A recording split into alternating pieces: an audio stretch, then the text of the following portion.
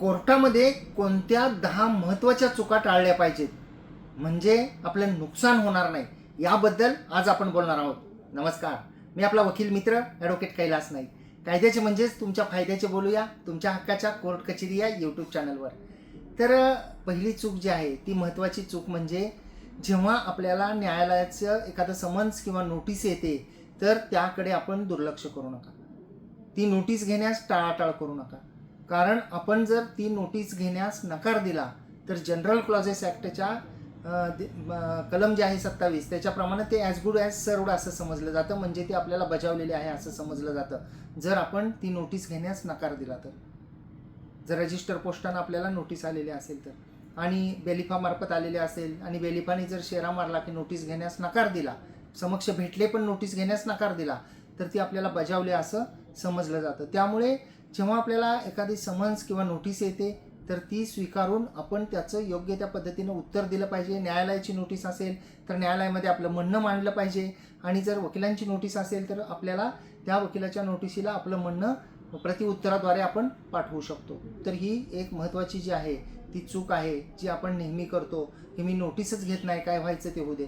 आणि आपण जर का नोटीस घेण्यास नकार दिला, तसा शेरा मारला गेला, ते नोटीस परत जर न्यायालयामध्ये गेलं तर न्यायालयामध्ये आपल्या विरुद्ध एकतर्फा आदेश होतो आणि केसचं कामकाज पुढं चालतं आणि एकतर्फी आपलं म्हणणं ऐकून न घेता, कारण आपण कोर्टातच गेलेलो नसतो, त्यामुळं त्या केसमध्ये त्या केसचा निकालसुद्धा जे आपली विरुद्ध पार्टी आहे ज्यांनी केस दाखल केलेली आहे त्यांच्यासारखा होऊ शकतो.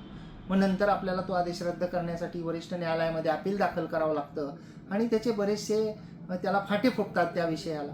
जर आपण नोटीस स्वीकारली आणि नोटीस स्वीकारून जर का आपण त्याला योग्य पद्धतीनं उत्तर दिलं, आपले वकील नेमून दिलं, नोटिशीला उत्तर वकिलामार्फत दिलं, जे काही वकिलामार्फत नोटीस असेल किंवा न्यायालयाची नोटीस असेल तर जे प्रोसिजर फॉलो केलं आपण तर आपलं म्हणणं पण रेकॉर्डवर येईल, पहिली महत्त्वाची गोष्ट.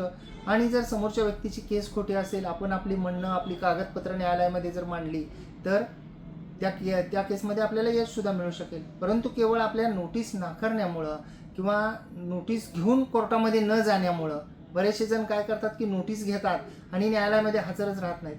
मी जातच नाही, काय व्हायचं ते होऊ दे म्हणतात. मग नोटीस स्वीकारल्यानंतर आणि न्यायालयामध्ये स्वीकारून सुद्धा नाही जर हजर राहिलं तरीसुद्धा आपल्या विरुद्ध आदेश होतात न्यायालयाचे आणि त्याप्रमाणे पुढं केसचं कामकाज चालू होऊन त्या केसचा निकाल होतो आपल्या परस्पर. काही जणांचा असा गैरसमज आहे की कोर्टाचे 3 नोटीस येतात. कोर्टाचे कधीही 3 नोटीस येत नाही. माननीय न्यायालयाकडून एकदाच नोटीस येतं. ते नोटीस जर एकदा त्या संबंधित व्यक्तीला बजावणी झाली म्हणजे त्या व्यक्तीनं स्वीकारलं की त्या व्यक्तीला पुन्हा नोटीस येत नाही. एकदाच समन्स येतं, ते स्वीकारलं नसेल, ती व्यक्ती कुठं परगावी गेली किंवा काही अडचणींमुळे त्यांना बजावता आलं नसेल, ते उपलब्ध नसतील आणि जर परत आलेलं असेल तर माननीय न्यायालय जे आहे ते परत पाठवतात. परंतु एकदा नोटीस घेतल्यानंतर त्या व्यक्तीने किंवा नोटीस घेण्यास नकार दिल्यानंतर माननीय न्यायालय पुन्हा नोटीस पाठवते. त्यांच्या घराला डकवून बजावणी केली जाते. प्रोसिजर जे आहे ते वेगळं आहे. त्यामुळे जे आहे ते नोटिशीकडं आपण कधीही दुर्लक्ष करू नका. आणि आपण नोटिशीकडे जर का दुर्लक्ष केलं तर आपल्याला आपल्या विरुद्ध निकाल जाऊन आपल्याला त्याचे परिणाम जे आहेत ते भोगावे लागतील.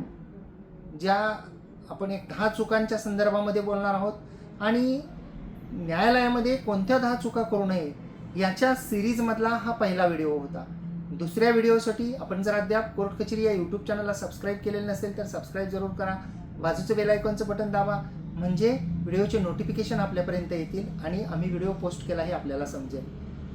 आपण या व्हिडिओला लाईक केल्यानंतर कोर्ट कचेरी यूट्यूब चॅनलवर आपल्याला हाईप नावाचं एक कलरचं बटन दिसेल, त्यालाही क्लिक करा. त्यासाठी कोणतेही पैसे द्यावे लागत नाहीत आणि आपण ते हाईप हे बटन क्लिक केल्यानंतर व्हिडिओ हा जास्तीत जास्त लोकांपर्यंत पोहोचतो.